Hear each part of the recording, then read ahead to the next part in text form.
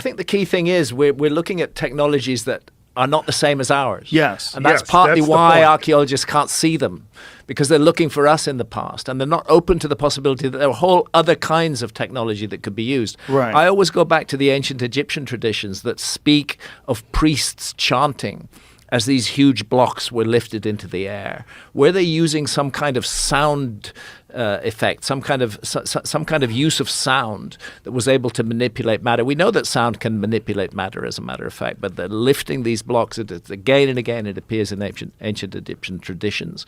The notion that we could lift huge blocks with sound seems absurd to archaeologists, and yet it's there in the traditions of the Egyptologists. And what Randall's talking about now is people who are working on a whole alternative path of technology. And maybe that's a rediscovery of the kind of technologies that were used by a lost civilization. I think that's what's important about what you're saying, is that we have this very limited idea of technology based on what we've experienced. Yeah. But if you had anatomically similar human beings that lived for thousands and thousands of years. Stuff just keeps on getting older. If you think about the amount of progress that we've achieved as modern humans just in the last few hundred years, if you go back 400 years to now, it's a stunning amount of achievement. Absolutely stunning. And if you have a completely different path of technology, one that's not utilizing internal combustion engines and cranes and the like that we experience leverage, today. Mechanical advantage, everything that our tech is based around. Something that's insanely advanced, tens of thousands of years of a different path. Yeah. And that may be what we're looking at. And that may begin to explain these otherwise inexplicable monuments that have survived. Jamie, do I need...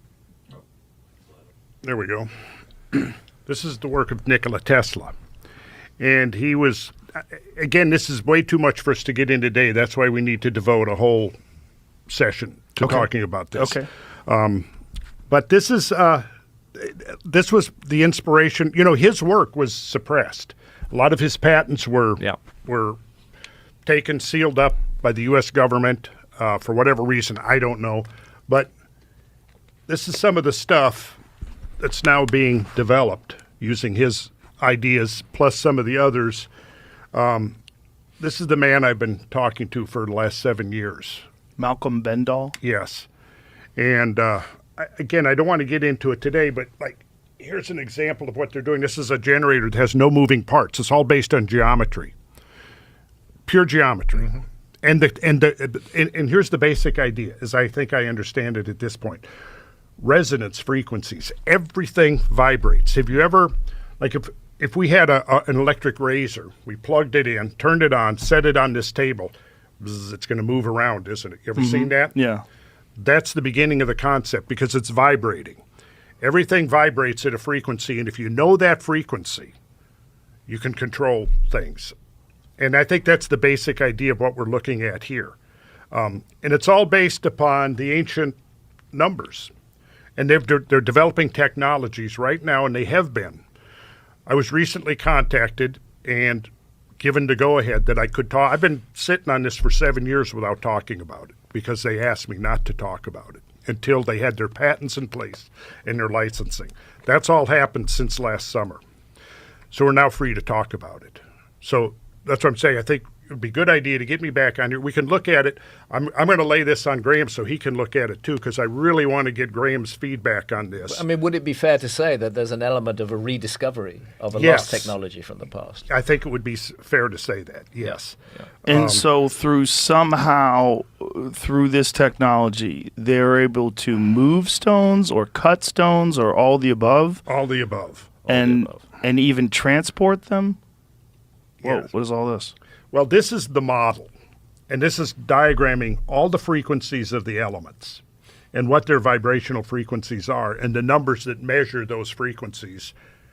And they're all the numbers we get from looking at these ancient traditions that recur over and over and over again, that I've been talking about in my sacred geometry classes for decades without knowing what the final result was going to be.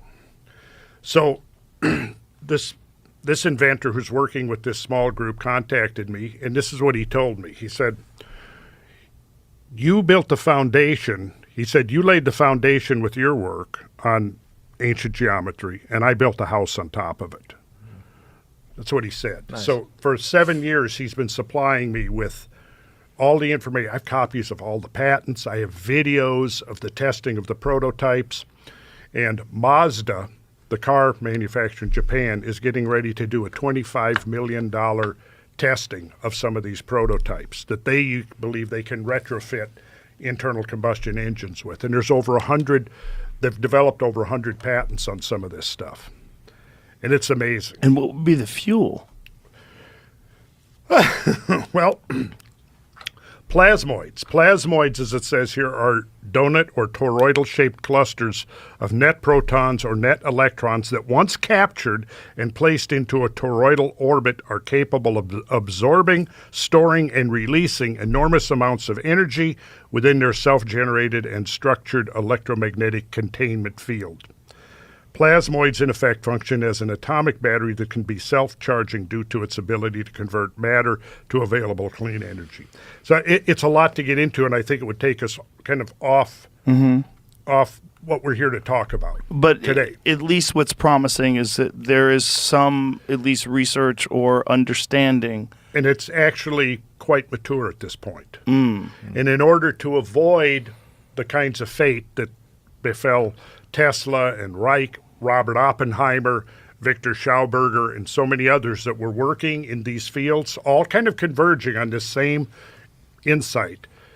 It's been conducted in secret. The laboratory has been, that they've been developing this is in the Maldives, so that it's been immune from government interference. And now I think it's about ready to go the next. And what is the motivation of the suppressing of this information? I think in case of Tesla, wasn't it military, the fear of military applications? I also think that, there are huge corporations that have very large investments in a particular path of technology, which is ours. Right. And for somebody to come up with a whole new path of technology, it's very threatening to them. And much better from their point of view to suppress it, or if they can't suppress it, to kind of buy it and hide it, and keep things on the track that they're on now. I would say that's the motive. And maybe for people that are curious about this and maybe even skeptical, consider the massive change that nuclear power provided us. Whereas before the 1940s, this was unheard of. Yeah. This even the concept of it. And all of a sudden now we have nuclear power, nuclear weapons, the most profound power known to man currently.